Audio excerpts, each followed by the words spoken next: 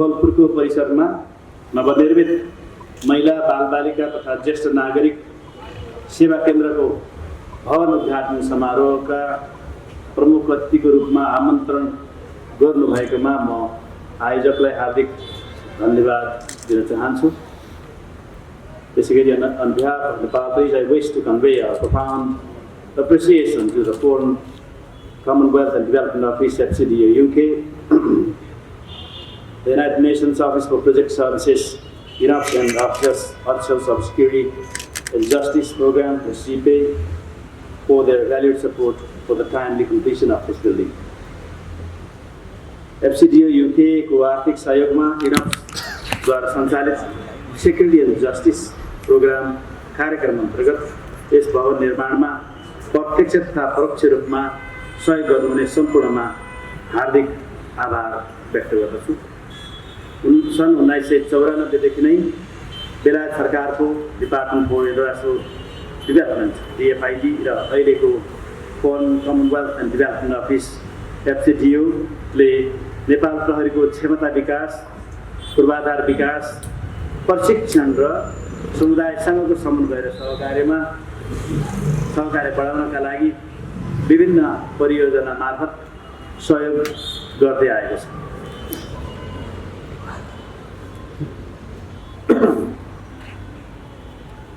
The government of the United Kingdom, through the Foreign Commonwealth and Development Office, has been one of the long-standing and trusted development partners for Nepal and the Nepal Police. We remain deeply appreciative and sincerely indebted for the continued support, cooperation and commitment extended to us over this decade. यो भवनको निर्माणमा समयानुकूल प्रविधिको सहयोग, प्रविधिको प्रयोग र सुविधाहरूको उपलब्ध भएको छ। अहिले हामीले त्यहाँ देख्यौँ मूलभूत रूपमा यो बाँकी जिल्लाको अपराधको प्रवृत्ति हेर्दाखेरि मैले भर्खर हेर्दै थिएँ यसको तथ्याङ्क सबभन्दा धेरै बाँकी जिल्लामा लागु औषधका मुद्दाहरू देखिए 711 मुद्दा देखिन्छन्। जबरजस्ती करणीका यो प्रदेशभरिका हो, प्रदेशभरिको त्यसैगरी त्यस पछाडि जबरजस्ती करणीका ज्यान मार्ने उद्योगका छन्। अब बाँकी जिल्लाको तर्फ हेऱ्यौँ भने पनि खास गरिकन महिला बालबालिका र ज्येष्ठ नागरिकसँग सम्बन्ध प्रस्तुत मात्रै हेऱ्यौँ भने पनि जबरजस्ती करणी, त्यसपछि बहुविवाह, जबरजस्ती करणी उद्योग, बाल यौन दुरुपयोग, बाल विवाह अहिले पनि मानव बेचबिखनका मुद्दा, बालबालिका विरुद्धको कसुरका मुद्दा लगायतका बोक्सीको आरोपका मुद्दाहरू लगायतका मुद्दाहरू यहाँ रहेको देखियो। अब अहिले महिलासँग सम्बद्ध मुद्दाहरू हुन्। यिनीहरू महिला बालबालिका र ज्येष्ठ नागरिकले सेवा प्राप्त गर्दाखेरि अरू धेरै हल्ला नहुने गरी त्यो चाहिँ प्राइभेसी, गोपनीयताका विशेष अधिकारहरू पनि हुन्छन्। त्यसको लागि पनि छुट्टै प्रवेशद्वार वा प्रवेश गर्दाखेरि यहाँ आउने सेवाग्राहीको सबैको अवस्था समेतलाई सम्बोधन हुने गरी त्यो र्याम्पको पनि व्यवस्था, सिडीको र्याम्पको छोटाछोटालाई हुने व्यवस्था समेत गरिएको। माथि टपमा सोलर सिस्टम, यसको सोलर यहाँ यो घाम लाग्ने नै जिल्ला हो, सोलर सिस्टम र यसको उपयोगबाट ग्रिडमा जोडेर आफूलाई उपयोगभन्दा बढी भएको विद्युत प्राधिकरणसित सेयर गर्न पनि सकिने त्यो पनि पद्धति जोडिएको। अनि अझ मूलभूत रूपमा हिंसामा परेका महिला तथा बालबालिकाहरू घरमै हिंसा परेपछि कहाँ जाने, माइतीबाट घर आएको, घरको हिंसामा परेको कहाँ जाने भन्ने समस्यापछि महिला बालबालिका तथा ज्येष्ठ नागरिक सेवा केन्द्रमा आइसकेपछि त्यहाँ कमसेकम बस्ने, कहाँ जाने भन्ने सङ्कटले छुन नपरोस् भन्नको लागि बस्ने व्यवस्था र त्यहीँनिर बस्दाको अवस्थामा सामान्य खाना पनि तताउने, खाने गर्न सक्ने अवस्था समेतको बन्दोबस्त हुने गरी त्यसको पनि परिकल्पना गरिएको छ। महिला बालबालिका, महिलासँग सँगै आउने बालबालिकाको हितार्थ त्यहाँ छुट्टै बालबालिका कक्ष पनि छ, खेलकुद कक्ष। त्यहाँ काउन्सिलिङ एउटा परामर्श केन्द्र भन्ने छ। परामर्श केन्द्रमा महिला हिंसामा परेका महिला बालबालिका वा ज्येष्ठ नागरिकलाई परामर्श दिनको लागि परामर्श कक्ष पनि छ। परामर्श दिनको लागि अलिकति एउटा लामो टेबल र त्यहाँ वरिपरि कुर्सी सोफा पनि छ। परामर्श दिने कुरा यहाँ लागु औषध परामर्श केन्द्र पनि अलि पहिला खोलिएको थियो। परामर्श दिने ठाउँमा एउटा परामर्शदाता हुन्छ, त्यसपछि परामर्श प्राप्त गर्ने सेवाग्राही हुन्छ, त्यहाँ बस्ने व्यवस्था छ, परामर्श केन्द्र छ। अब परामर्श केन्द्रमा परामर्श चाहिँ पीडितलाई दिएर पीडितलाई परामर्श गरेर मात्रै हुँदैन, पीडितका परिवारलाई त्यससँग सम्बद्ध सबैलाई परामर्श गर्नुपर्छ। परामर्श गर्दाखेरि लागु औषध पनि त्यस्तै हो। लागु औषध सेवनकर्तालाई मात्रै परामर्श गरेर पुग्दैन, उसले त बुझेन, जानेन, सोचेन, ध्यान दिएन, लागु दुर्व्यसनमा परिसक्यो, एक्लै परामर्शित हुन सक्दैन। त्यस कारणले परामर्श हुँदाखेरि उसका अभिभावकहरू वा संरक्षकहरू चाहिने हुन्छ। यहाँ पनि परामर्श गर्दाखेरि परिवारका सदस्यहरू चाहिने हुन्छ। त्यो समेतको एउटा परिकल्पना गरिएको छ। परामर्शको कुरा गरिरहँदा यो कोहलपुर इलाका प्रहरी कार्यालय हो। यहाँ डिएसपी साहब बस्नुहुन्छ, यहाँ मुद्दाहरू चल्छन् थुप्रै किसिमका। अब महिला अथवा पुरुष प्रहरी कर्मचारीले केही आधारभूत परामर्शीय ज्ञान तालिम प्राप्त गरेर यहाँ काम गर्लान्, गरिराखेका छन्, केही गर्लान् पनि, थप एडभान्स ट्रेनिङ पनि लिएलान्। अब हामीलाई खास चाहिने के छ भने अहिले यो तथ्याङ्क हामीले हेऱ्यौँ भने बाँकीको पनि सबभन्दा ठुलो त आत्महत्याको तथ्याङ्क आउँछ, लागु औषधको तथ्याङ्क आउँछ, आत्महत्याको तथ्याङ्क आउँछ। मान्छे किन आत्महत्याको सङ्ख्या सहरतिर बढिराखेको छ भन्दा सुनिदिने कोही छैन। घरमा असफलताको कथा सुनिदिने कोही छैन। कुनै उन्नतिको लागि पथ प्रदर्शन गर्ने बाटो देखाउने कोही छैन। विभिन्न ठाउँमा हन्डर खाएर सुनिदिने कोही छैन। दुर्व्यसनमा पर्यो त्यतिखेर कसरी मुक्त हुने कोही छैन, सुनिदिने कोही छैन। उमेर पुगेका स्वदेश वा विदेशका विभिन्न ठाउँमा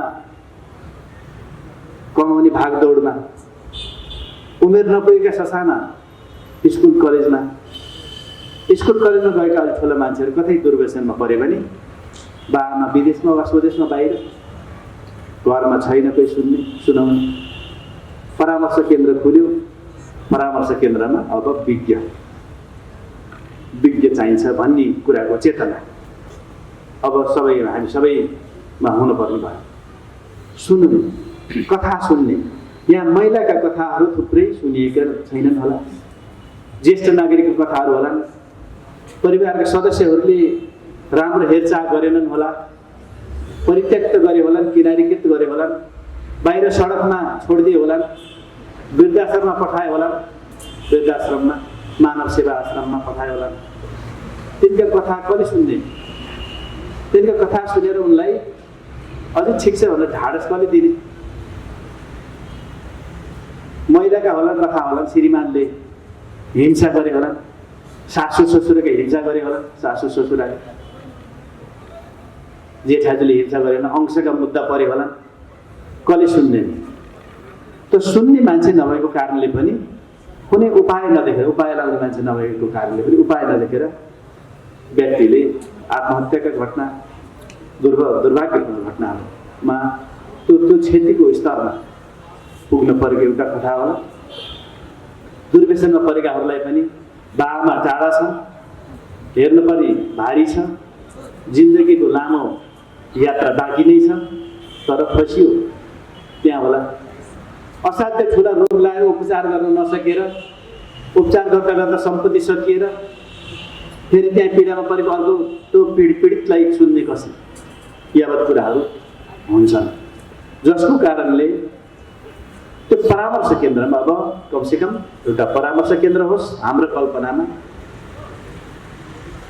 सबभन्दा धेरै सेवाग्राही आउने प्रहरीको कार्यालयहरूमा, पीडितहरू आउने कार्यालयहरूमा एउटा परामर्शदाता होस्, विज्ञ परामर्शदाता होस्। त्यो दाता पेड होस्, त्यो परामर्शदाताको पेमेन्ट नेपाल सरकारले व्यवस्था नगर्दासम्म यही ठाउँका, यही गाउँका, यही पालिकाका, यही नगरपालिकाका यहीँका बासिन्दा पीडित भएको र तिनको मलमपट्टि लाउनु पर्ने दायित्व पनि भएको हुनाले सायद त्यो मेयर साहब कति नै आउँछ होला त्यहाँनिर परामर्शदाताको पारितोषिक एउटा परामर्शदाता हुँदा। अब यहाँ कथा के छ भने एउटा मानिलिउँ कुनै एक अमुक दिनमा एउटा महिला घरबाट हिंसामा परेर कोहलपुरमा खोलिएको आजै उद्घाटन भएको महिला बालबालिका तथा ज्येष्ठ नागरिक सेवा केन्द्रमा आउनुभयो। घर जाने वातावरण छैन, बिहान हिंसामा परेर आउनुभएको हो। बालबच्चा साथमा छन्, परवरिश गर्नुपर्ने दायित्व छ, पढेको छैन, जागिर खान भेटिँदैन। अब उनलाई यहाँ राख्ने अस्थायी व्यवस्था छ, अस्थायी व्यवस्था त छ, रासन पानी फेरि कसले दिने त्यो पनि छ। अब खाने बस्ने एउटा कोठा पनि छ। अब त्यस पछाडि फेरि रिसोर्स चाहिँ चाहिन्छ। रिसोर्स चाहिँ कसले दिने त्यो रिसोर्सको कुरो भएन भने मैले फेरि अन्यथा नलिएर मैले अब लियोनसले यत्रो बिल्डिङ बनाइसक्नुभयो, अब सबै त बनाउनु हो, यहाँ पीडित कति आउँछन् तिम्रो हिसाब किताब पनि लिइदिनु होला भन्न पनि भएन। उहाँलाई पनि मलाई भन्न गाह्रो छ, उहाँलाई सुन्न गाह्रो छ। उहाँका आफ्ना कार्यक्रम निश्चित कार्यक्रम छन्, तर रियालिटी के हो? उहाँ मानिलिउँ उहाँ आएर हिंसामा परे आउनुभयो, प्रहरीले सुन्छ। यहाँ त्यो ओसिएमसी होला जिल्ला कार्यालयमा।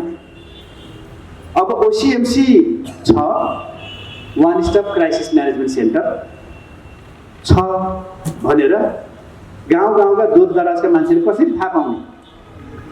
मलाई लाग्छ सञ्चार गर्ने मित्रज्यूहरूले सायद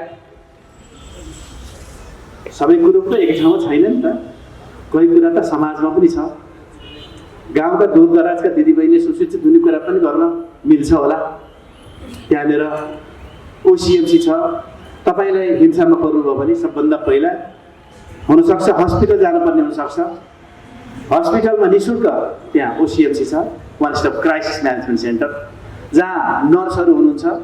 हस्पिटल डाक्टर त हुने ठाउँ नै हो। त्यहाँ जाने, हिंसा कसले गरेको हो, कस्तो परिस्थितिमा गरेको हो, घाउचोटको स्तर के छ, उपचार कसले गर्ने भन्ने कुरा आउँछ होला। त्यहाँ त्यो ओसिएमसीमा उपचार हुन्छ। यो चाहिँ गाउँ गाउँका, ठाउँ ठाउँका सबै किसिमका महिला बालबालिका तथा ज्येष्ठ नागरिकलाई थाहा हुनुपर्छ। यो थाहा गर्ने दायित्व उसलाई देखेर नेमिङ सेमिङ गेमिङ ब्लेमिङ भन्छ गर्नुभन्दा कसैले जसलाई जसको हातमा कलम छ, जसको साथमा क्यामेरा छ, जसले बोल्न सक्छ, जसको नेटवर्क छ, उसले गर्नुपर्छ होला। त्यो गरिदिँदा पुण्यकै काम हुन्छ। पुण्य गमनलाई त्यो पर्याप्त छ। उहाँ आउनुहुन्छ होला। त्यसपछि त्यो एउटा क्राइसिस म्यानेजमेन्ट सेन्टरबाट त्यसको कनेक्सन एउटा त उहाँ ओसिएमसीमा आउन पाउनुभयो सुसूचित भएपछि, त्यसपछि त्यसको कनेक्सन जिल्ला प्रहरी, इलाका प्रहरीमा हुने भयो। अनि यहाँ आउनुहुन्छ, यहाँ बस्नलाई एकछिनलाई व्यवस्था भयो। बसेपछि अब खाना परिहाल्यो, त्यहाँ ओड्ने अवस्था छँदैछ, खाना फेर्न पनि पर्यो, लुगा फाटो। त्यसपछि के त बच्चा छ, बच्चा आउँछ, बच्चालाई चाहिँ सायद ब्रेस्ट फिडिङको अवस्था हो कि उसलाई चाहिँ आधारभूत रूपमा खाने चिज दुध ल्याक्टोजिन के चाहिने हो, खाने चिज केही न केही लिटो केही चाहिएला, त्यो पनि चाहिने अवस्था छ। अब त्यसपछि ओसिएमसीमा जिल्ला हस्पिटलमा स्वास्थ्य उपचारको काम भयो। यहाँ प्रहरी परामर्श र बस्ने ठाउँ भयो, मुद्दा लेख्ने काम भयो। त्यसपछि सरकारी वकिलका त्यहाँ मुद्दा लेख्ने काम पनि होला। त्यसपछि बसुन्जेललाई अब उहाँलाई परिवारलाई परामर्श गर्ने, उहाँ आफैलाई परामर्श गर्ने पीडितलाई। त्यसपछि यहाँ बसुन्जेल खाने बस्ने, यो एउटा लोकतन्त्रको कमसेकम आधारभूत पूर्व शर्तको रूपमा एउटा नागरिकले त्यो प्राप्त गरेको कुरा हो। त्यस कारणले हामीले कल्पना गरेको त्यसरी उहाँ आउँदाखेरि ओसिएमसी हुँदै यहाँ आएर बस्ने, त्यसपछि खाने बस्ने, बच्चा हेर्ने र त्यसपछि उहाँको मुद्दा हेर्ने। मुद्दा पनि अवैतनिक वकिल साहबले हेर्ने। त्यसपछि त्यसरी उनको कथा प्राथमिकतामा सुनिदिने त्यो हामी सबैले कल्पना गरेको चाहिँ त्यो विषयवस्तु हो। अब अहिले यी सबै कुरा समय कालखण्डमा हुँदै गर्लान्। अहिले हामीलाई कमसेकम एउटा कुनै दुखी पीडित हिंसामा परेको महिला वा बालबालिका वा ज्येष्ठ नागरिकलाई यो भवन बनाइएको छ, बस्ने ठाउँ छ, प्रारम्भिक टोयलेट बाथरुमको अवस्था छ, बस्नलाई केही छ, दाताहरूले दिँदाखेरि पनि राख्ने ठाउँ छ, त्यति ठाउँ छ। यो पुण्य काम गर्ने यो संस्थाले यसरी बिस्तारै नेपालका विभिन्न ठाउँमा यो सहयोग प्रदान गर्दै आएको छ। यो सहयोग प्रदान गर्दै आएको कहाँ छ भन्दा जहाँ महिला बालबालिकाका ज्येष्ठ नागरिकका समस्याहरू छन्, जहाँ ती समस्याहरू बढेकै देखिन्छन्, ती ठाउँहरूमा ती सेवा केन्द्रहरू खोलिएका छन्। यो अत्यन्त सराहनीय काम छ। यसमा म एमसिडिओ युके गभर्मेन्ट, एमसिडिओ र युनप्सलाई म हार्दिक आभार व्यक्त गर्न चाहन्छु। त्यस्तै अब कोहलपुरमा यहाँ प्रहरी कर्मचारीहरू पनि छन्। प्रहरी कर्मचारीहरूको हकमा नागरिकको सुरक्षा र सेवाको खातिर अहोरात्र खटिने प्रहरी कर्मचारी विभिन्न ठाउँहरूमा, गाउँमा, दूरदराजमा राज्यको प्रतिनिधिको रूपमा छ। राज्यको अत्यन्त नजिकको, नागरिकको नजिकको प्रतिनिधिको रूपमा प्रहरी छ। यो प्रहरी दूरदराजमा छ, गाउँमा छ, विभिन्न ठाउँमा छ, हिमालमा छ, पहाडमा छ, तराईमा छ, झोपडीमा पनि छ,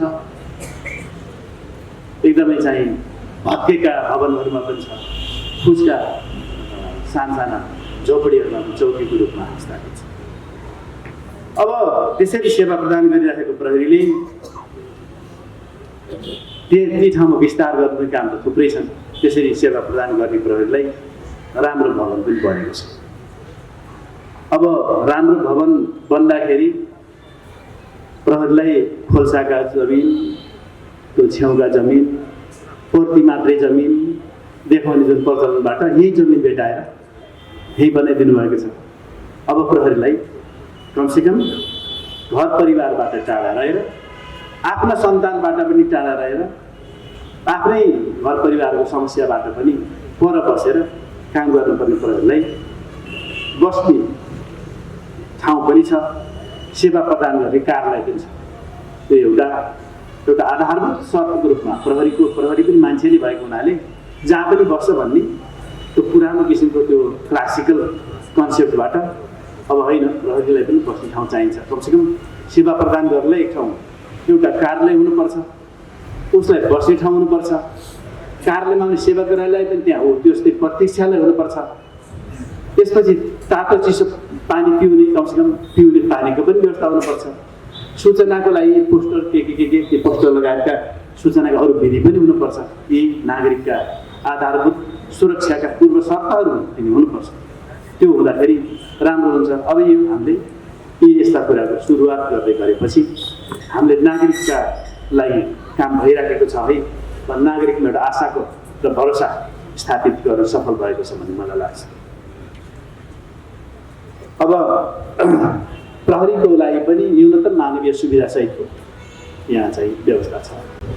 अब आजदेखि यो कमसेकम बस्ने, कार्यालय सञ्चालन गर्ने, खानपान पनि गर्ने, विसर्जन पनि गर्ने, यो सेवा सुविधा सहितको यो भवनबाट अब प्रहरीले प्रदान गर्ने सेवा पनि गुणस्तरीय हुनुपर्छ। यो मुलुकको अवस्था अनुसार यहाँसम्मको सेवा भयङ्कर ठुलो कुरो हो। यस्तो भवनमा बसेर नागरिकको सेवा गर्ने भावनाका साथ अनवरत रूपमा अनुशासित भई व्यावसायिक उच्च निष्ठाका साथ कार्य सम्पादन गर्न पर्ने हुन्छ।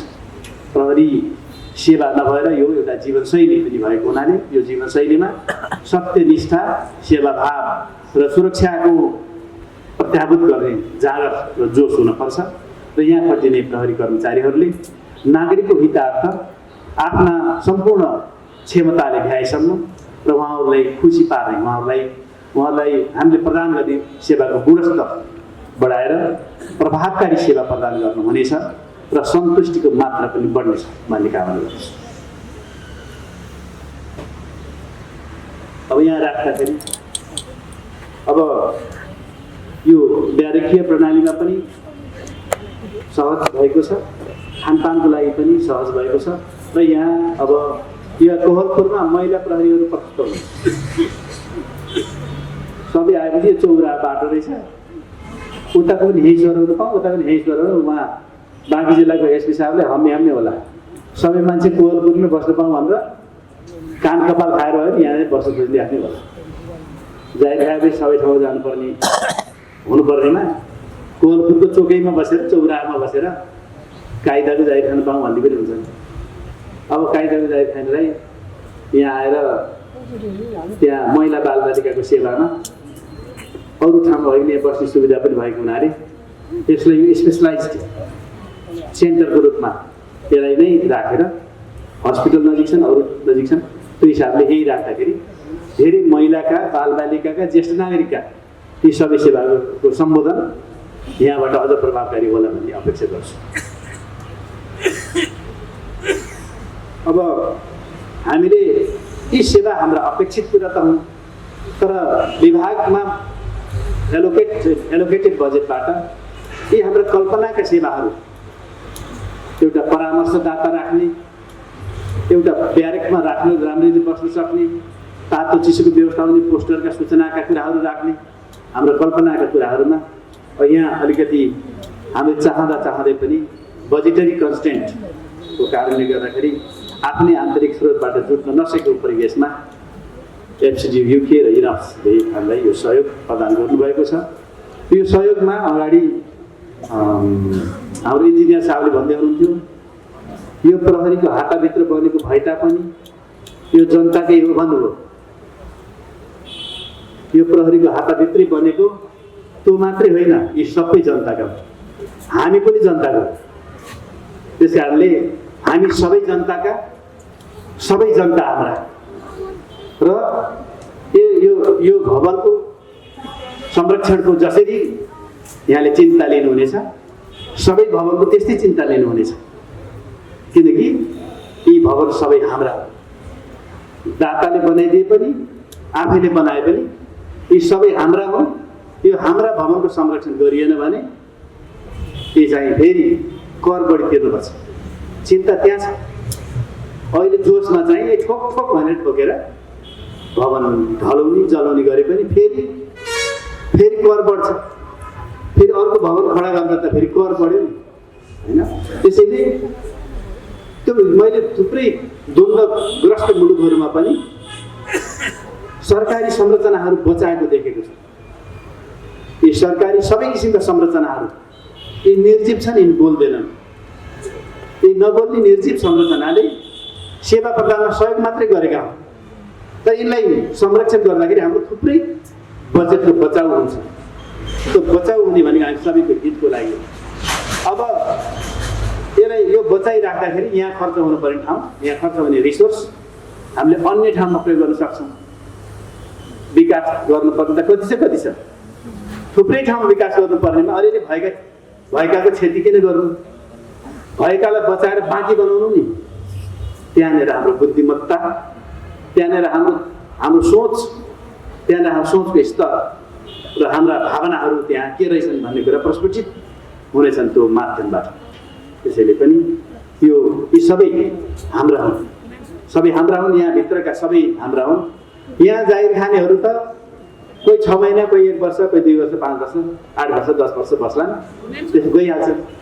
यिनले त बोकेर लाने पनि होइन, होइन? त्यस कारण यही छोड्ने हो। यो यहीको यो सम्पत्ति, यहीको सम्पत्तिको, यो राष्ट्रिय सम्पत्तिको संरक्षण गर्नुपर्ने दायित्व सबैको हो। त्यसतर्फ सबैले यो कुराको गम्भीरतापूर्वक हृदयङ्गम गरिराख्नु भएको छ। पछिल्ला घटनाहरूमा अझ धेरै गम्भीर भएर हृदयङ्गम गरेको भएको छ भन्ने मेरो अपेक्षा छ।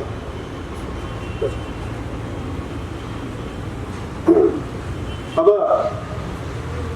महिला, बालबालिका र ज्येष्ठ नागरिक जस्ता समाजमा संवेदनशील र जोखिममा रहेका वर्गलाई सेवा, सुरक्षा, सहायता र न्याय उपलब्ध गराउनु नेपाल प्रहरीको जिम्मेवारी दिएको सबभन्दा महत्त्वपूर्ण कुरा हो। अगाडि त्यहाँ उतापट्टि उद्घोषण गर्ने इन्सपेक्टर साहबले भन्दै हुनुहुन्थ्यो, यहाँ सेवाग्राहीलाई सेवाग्राहीहरूप्रति हाँसेर अनि त्यो बिचमा आउने बिचौलियालाई कसले ठिक गर्ने होला भन्दै हुनुहुन्थ्यो। त्यहाँ कविता मात्र मैले सुनिरहेको थिएँ।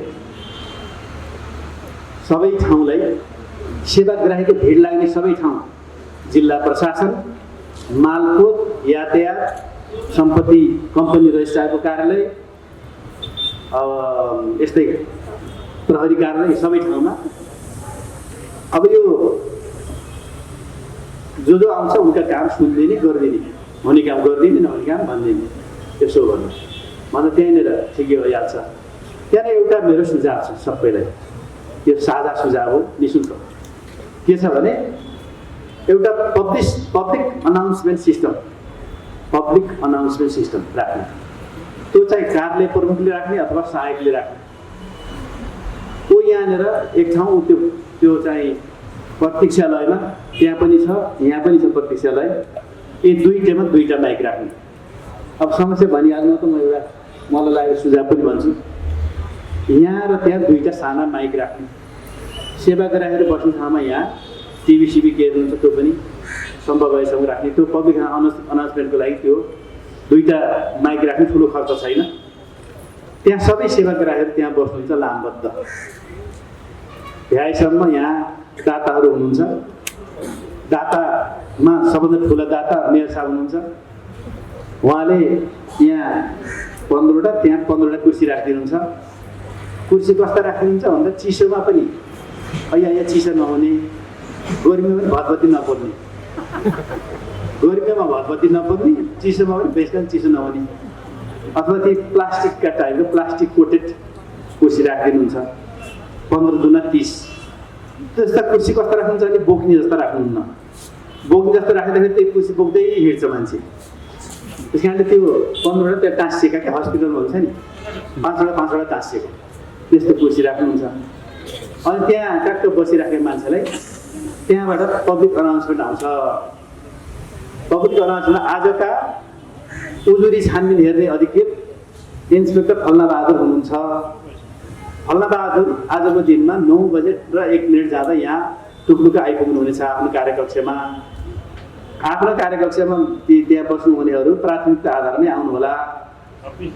उहाँ फल्नाबहादुरले हेर्ने हुँदा उहाँको नाम नम्बर, फोन सम्पर्क नम्बर यो हो, आफ्नो रोल क्रम 1 2 3 4 यो छ, त्यसअनुसार आउनुहोला भन्ने। अनि त्यो उजुरी छानबिन हेर्ने फल्नाबहादुर अब को रहेछन् भन्ने पनि थाहा भयो। को युनिफर्म पनि नलागेको, नेम प्लेट पनि नराखेको भन्न पनि भएन। को रहेछ फल्नाले हेर्दा रहेछन्, 9 बजी आउँदा रहेछन्। नागरिकले थाहा भयो। थाहा भएका नागरिकले आफ्नो कुरा क्रमशः त्यहाँ राख्ने भए। तिनी फल्नाले नै हेर्छन् भनेपछि अर्कोलाई भन्न जानु परेन। फल्नाबहादुर जो हुन् तिनकैलाई भेटे भइगयो एउटा त्यो। र यसबिचमा तपाईँ सिधै फल्नाबहादुरसित कुरा गर्न सक्नुहुनेछ। फल्नाबहादुरबाट समाधान नभएमा तपाईँको उजुरी सुन्नलाई, गुनासो सुन्नलाई फल्नाबहादुर हुनुहुन्छ, उहाँभन्दा माथिका इन्सपेक्टर सही हिसाबले सुन्नुहुनेछ। सही हिसाब नहुँदै त्यहाँको गुनासो त्यो मुद्दा हेर्ने, अपराध अनुसन्धान हेर्ने इन्सपेक्टर साहब फल्नाले हेर्नुहुनेछ। त्यही भनिदिए त इन्सपेक्टर साहब फल्ना कहाँ हुनुहुन्छ भन्दै जान्छ नि त, बिचौलिया कहाँ हुनुहुन्छ भनेर जान्न होला होइन। त्यसरी सही हिसाबलाई तोकिने, सही हिसाबले बाट समाधान भएको कुरामा नहुने भए चाहिँ फेरि अर्को सधैँ ब्याकअपमा राखेपछि त्यहाँनिर अर्कोमा सुनाइन्छ। अनि बिचबिचमा यो बाहेक फल्नाबहादुर सही हिसाबले हेर्ने, नभए फल्नाले हेर्ने, यो बाहेकका मान्छेहरू फेरि बिचौलिया होला तिनलाई सम्पर्क नगर्ने भनेर पब्लिक अनाउन्समेन्ट भनिदिइराख्ने। जसरी ब्याङ्क पाउँछ नि, टोकन नम्बर 29 आउनुहोस् भनेपछि टुक्टुक्क टोकन नम्बर 29 जान्छ, ट्याक्क गर्छ। त्यो नगर्दासम्म त मान्छे त्यहाँ लाइनमा टुक्टुक्क बसिरहेको हुन्छ नि। त्यति गरेमा पब्लिक अनाउन्समेन्ट सिस्टम यति गर्दा हुन्छ। अनि त्यो पब्लिक अनाउन्समेन्टमा अब तपाईँलाई उजुरी छानबिनमा आउँदाखेरि फारम लेख्न पर्यो।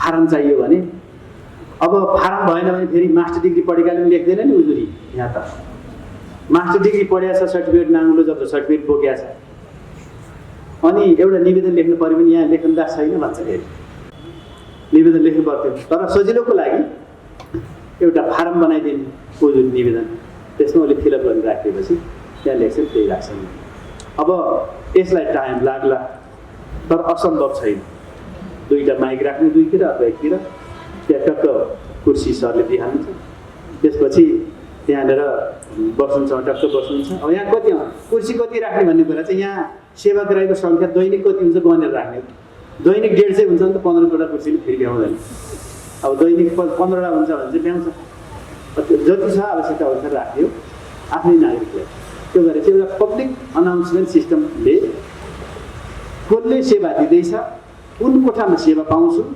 कुन कोठामा गएपछि कसलाई भेट्छु भेटेकोले कस्तो दिन्छ त्यो हुँदै गऱ्यो भने कसलाई भन्ने यति त उसलाई जानकारी भइहाल्यो नि त त्यति गरेपछि झ्यालमा झुन्डिन पनि पर्दैन ठेलमठेल गर्न पनि पर्दैन चुप्पी र चुल्ठो गर्न पनि पर्दैन त्यहाँनिर ट्याक्क बस्यो यहाँ गर्यो त्यति धैर्यता चाहिँ राख्नुपर्छ फेरि यहाँ त मन्दिरमा पनि ठेलमठेल गरेर मन्दिरमा पनि फेरि अनेक गर्ने प्रवृत्ति हुन्छ यहाँ चाहिँ गर्नु नहोला भन्ने आशा गरौँ त्यसैले यति मैले यही मौका छोपेर निवेदन गरेको यो चाहिँ त्यो उहाँ इन्सपेक्टर साहबले बिचौलियाको के हो भने भएर मैले यो पनि म भएकै ठाउँ भन्नुभयो त्यस कारण मैले पनि यो भन्दै अब अहिले मुलुकभरि महिला बालबालिका र ज्येष्ठ नागरिकप्रतिको मुलुकको दायित्व ठुलो छ यो दायित्वलाई प्रहरीको दायित्व निर्वाह गर्ने प्रहरीको अभियानलाई युनेस्कोले चाहिँ अहिलेसम्म युनेस्को सहयोग मार्फत 40वटा भवनको निर्माण सम्पन्न भएको र हामीलाई हस्तान्तरण भइसकेको छ अब 12वटा चाहिँ निर्माणको क्रममा रहेका छन् यो सरले भने मैले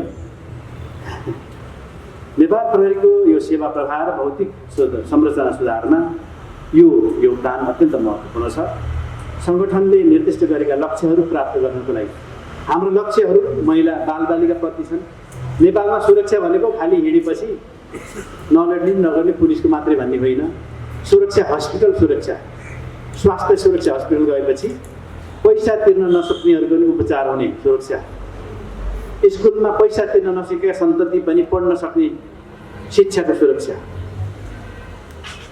दूध दराजमा बिरामी भएर रोग लाएर उपचार गर्न नसक्नेलाई उपचारको सुरक्षा गाउँ गाउँमा खाद्यान्न नभएर भोकमरी लागेको अवस्था खाद्यान्न खुवाउने खाद्य सुरक्षा यी सबै सुरक्षा प्रहरीले दिने भौतिक सुरक्षासँग जोडिएका हुनसक्छ तर सबै प्रहरीले गर्न सक्दैन सुरक्षाको बृहत्तर क्षेत्रभित्र यी सबै कुराहरू पर्छन् त्यस कारण सबैको दायित्व छ सबैको भूमिका छ सबैले म भनेर आफ्नो दायित्व पुरा गर्नुपर्छ उसलाई देखाएर होइन सबैले मुलुकलाई शिरमा राखेर नागरिकलाई शिरमा राखेर काम गर्दाखेरि एउटै ठाउँमा पुगिन्छ एउटै गन्तव्यमा एकैचोटि पुगिन्छ त्यसैले यो सङ्गठनले निर्दिष्ट गरेको लक्ष्य प्राप्त गर्नलाई राज्य सरकार र युनेस्को जुन सहयोग प्राप्त भएको छ त्यसप्रति म सङ्गठनकै तर्फबाट हार्दिक कृतज्ञता व्यक्त गर्दछु र अब यो सम्पत्ति सबैको भएकोले सबैले संरक्षण गर्ने सम्वर्धन गर्ने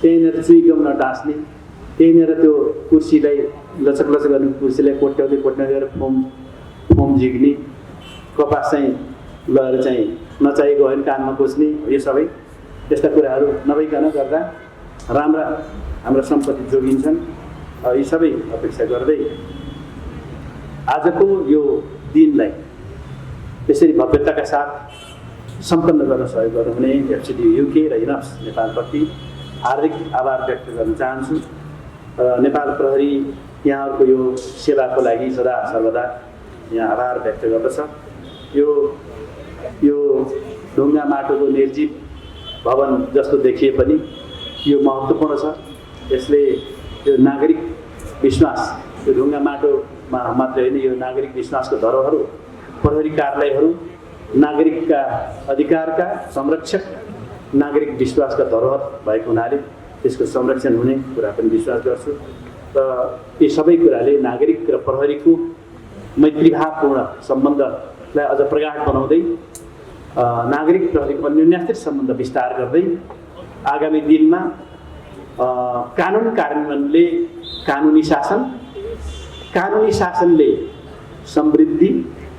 समृद्धिबाट सुशासन कानुनी शासनले सुशासन सुशासनले समृद्धि समृद्धिले सभ्यता, त्यो सभ्यतातर्फ जाने वातावरणमा हामी सबै जुन जुन क्षेत्रका, विभागका, पेसाका, व्यवसायका भए पनि एउटै बोटमा छौँ भन्ने कुरालाई सबैले स्मरण गर्दै सबै सँगै जाने वातावरण मुलुकको उन्नतिमा मात्र हाम्रो हित छ, त्यो गौरव गर्ने ठाउँ छ भन्ने किसिमको बुझाइ हुनेछ भन्ने अपेक्षा राख्दै यहाँको साथ सहयोगको लागि आभार पुनः व्यक्त गर्दै बिदा हुन्छु। धन्यवाद। जय नेपाल।